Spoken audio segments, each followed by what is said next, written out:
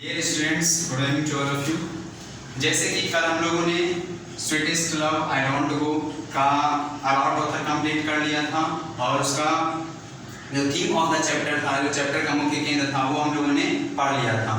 उसमें हम लोगों ने पढ़ा था कि हमारे जो कवि है वो जर्नी पर जा रहे हैं, उनकी पत्नियों के लिए चिंता करती है कि नहीं, आपको नहीं जाना चाहिए जर्नी पर, क्योंकि उनको टेंशन होता है कहीं इनके साथ कुछ हो ना जाए। तो हम लोग अब कविता की मदद से जानेंगे कि इन दोनों के बीच में क्या क्या वार्तालाप होती है। तो सबसे पहले हमारा पहला पैराग्राफ मैंने बोर्ड पर लिख दिया है और इसमें मैं एक लाइन का हिंदी बनाऊंगा, आप लोग ध्यान से इसको समझिएगा क्या क्या बोलना चाह रहे हैं हमारे कवि।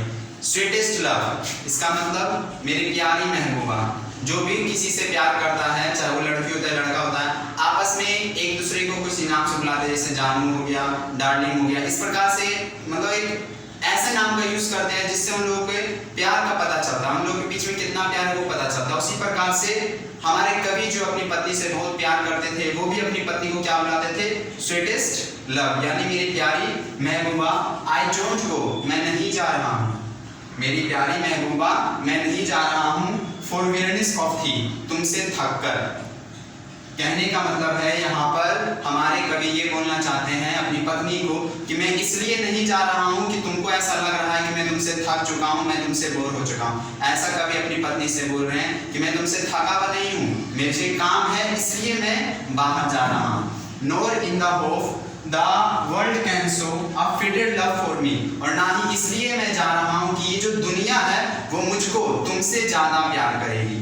यहाँ तक क्या बोले कवि कि मेरी प्यारी महबूबा मैं इसलिए नहीं जा रहा हूँ कि मैं तुमसे थक चुका हूँ, या फिर कि ये जो दुनिया है वो मुझको तुमसे ज्यादा प्यार करेगी, क्योंकि तुमसे ज्यादा प्यार आज तक मुझको किसी ने नहीं किया है। ये दो बात यहाँ पर आया है, कवि अपनी पत्नी को बताते हैं। बट सिंस, लेकिन Since that I must die at last, इस दुनिया में जो भी आया है उसको मरना जरूरी है। वहीं यहाँ पर कवि कहते हैं but since that I must die at last, लेकिन मुझे एक ना एक दिन तो मरना ही है। It's best to use myself in jest, तो ये मेरे लिए अच्छा होगा कि मैं खुद को अकेला रखूं। Thus my fate that's to die, ताकि जो मेरी मृत्यु होगी उस मृत्यु को मैं खुशी से प्राप्त करूं। इसमें इनका कहने का मतलब है कि जब कोई व्यक्ति किसी से प्रेम करता है तो वो प्रेम बहुत गाढ़ा हो जाता है, और जब वो प्रेम गाढ़ा हो जाता है और मान लीजिए अचानक किसी की मृत्यु हो जाती है, चाहे वो हस्बैंड रहता है वाइफ रहता है, अगर दोनों एक दूसरे से ज्यादा प्यार करते हैं तो वो लोग सहन नहीं कर पाते हैं जब किसी की अचानक से मृत्यु हो जाती है। तो वही वो अपनी पत्नी को समझाते हैं कि एक ना एक दिन तो मुझे मरना ही है, और इसीलिए मैं प्रयास कर रहा हूँ कि मैं तुमसे थोड़ा दूर रहूं। दूर रहने से क्या होगा, जब मुझे तुम्हारी लत कम हो जाएगी, जब तुम्हारी लत मुझको कम हो जाएगी, तो मैं जब मरूंगा तो तुमको उतना तकलीफ नहीं होगा जितना अगर मैं अभी मर गया तो उतना तकलीफ होगा। तो कहने का इस कविता मतलब है कि वो अपनी पत्नी को समझाना चाहते हैं कि मैं जो जा रहा हूँ तुमसे थक कर नहीं जा रहा, ना ही इसलिए जा रहा हूँ कि ये दुनिया मुझको तुमसे ज्यादा प्यार करेगी, लेकिन एक ना एक दिन तो मुझे मरना ही है। तो इसलिए ये मेरे लिए अच्छा होगा कि मैं अपने आप को अकेला रखूं और मृत्यु को खुशी से प्राप्त करूं। ये हमारा पहला पैराग्राफ का हिंदी हो गया। अब हम लोग अपने दूसरे पैराग्राफ की ओर बढ़ेंगे। अगर आपको कोई भी चीज समझ में नहीं आता है तो आप लोग कमेंट में पूछ सकते हैं मुझसे। अब हम लोग दूसरा पैराग्राफ की ओर बढ़ेंगे। चलिए, तो अब हम लोग अपने दूसरा पैराग्राफ की ओर बढ़ते हैं। यहाँ पर थोड़ा इंग्लिश का रिकॉर्ड बता दिया था, ये कितना पुराना इंग्लिश है, 1572 का इंग्लिश है, तो थोड़ा बहुत डिस्टेंस होता है। देखिए यहाँ पर क्या लिखा है, येस्टर नाइट यानी पिछली रात यानी कल रात। येस्टर नाइट द सनी, यहाँ पर जो सनी लिखा हुआ है उसका मतलब होता है सन।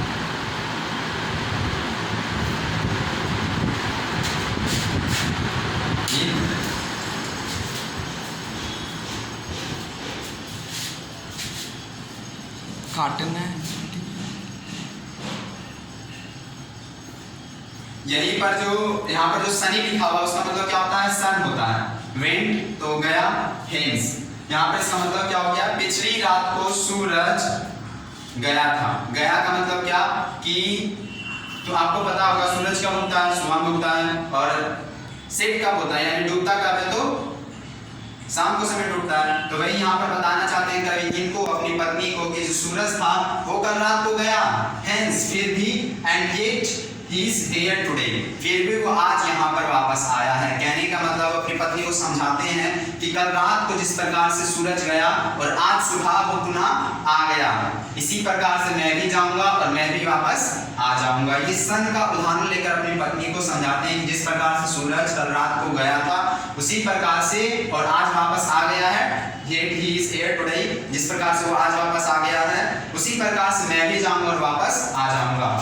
He had no desire, he का यूज यहाँ पर सन के लिए किया गया है कि सन के पास he had no desire, कि उसके पास कोई इच्छा नहीं थी। सूरज के पास कोई इच्छा होती है, वो शाम को अपना उसका तो एक समझ लो क्रियाकलाप है, शाम को जाता है सुबह आ जाता है।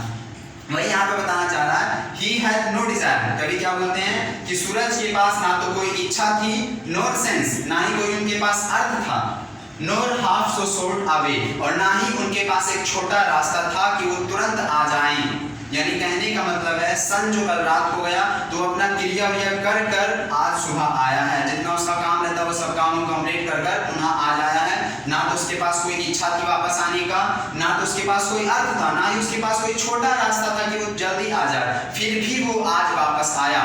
तो तुम यहाँ पे क्या लिखा है, then fear not me, तो तुम मेरे बारे में तो तुम टेंशन बिल्कुल मत लो, तुम मेरे बारे में मत डरो, क्योंकि सूरज के पास तो इच्छा नहीं थी फिर भी वो वापस आया, लेकिन मेरे पास तो इच्छा है वापस आने की। क्या इच्छा है? अपनी पत्नी के पास वापस आने की उनकी इच्छा है, तो उनको तो वापस आना जरूरी है। वही यहाँ पे लिखते हैं then fear not me, तो मेरे बारे में तुम डरो मत, but believe, लेकिन इतना मुझ पर विश्वास करो। क्या विश्वास करो? that I shall make speedier journeys since I take more wings and suffers than here।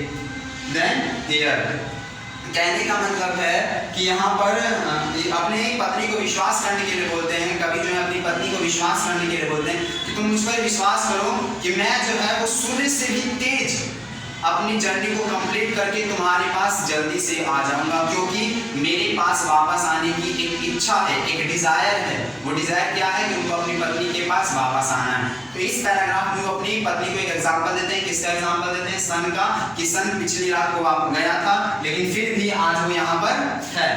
तो उसके पास ना तो कोई इच्छा थी, ना ही कोई अर्थ है, ना तो उसके पास क्या था, कोई छोटा सा रास्ता था, फिर भी वो वापस आया।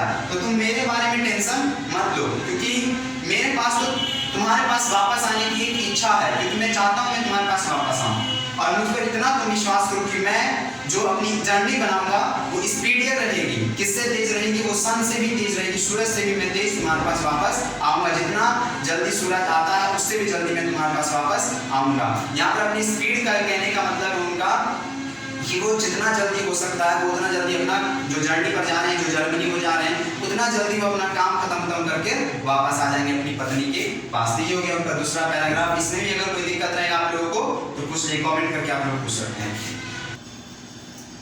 चलिए, आशा करता हूँ आप लोगों को जो दोनों मैंने बताया पैराग्राफ वो दोनों आप लोगों को समझ में आ गया होगा। ये हमारा तीसरा पैराग्राफ है। ये मैंने बोर्ड पर तो लिख दिया, लेकिन हम लोग इसको अब कल इसका हिंदी बनाएंगे। अब ज्यादा नहीं, जो मात्र 2 और 3 पैराग्राफ बचा हुआ है, तो मैं प्रयास करूंगा कि कल आपका ये चैप्टर कंप्लीट हो जाएगा। और उसके बाद हम लोग अपना समरी एक दिन बनाएंगे। एक दिन इसका समरी मैं आपको समझा दूंगा। समरी बहुत जरूरी है। 5 नंबर का आपका समरी आता है, 5 नंबर आपके हाथ में रहेगा। समरी आप लोग अपने आप लिखने सीख जाइएगा। मैं पूरा बोर्ड पर आपको लिखकर दिखा दूंगा और उसका एक लाइन का हिंदी बना दूंगा, लेकिन फिर भी आप अपने आप समरी लिखने का प्रयास करिएगा। और ये 5 नंबर आपका हाथ में रहेगा, ये 5 नंबर आपसे कोई नहीं छीन सकता। चलिए, तो फिर कल मिलते हैं इसी time. That's all, thank you.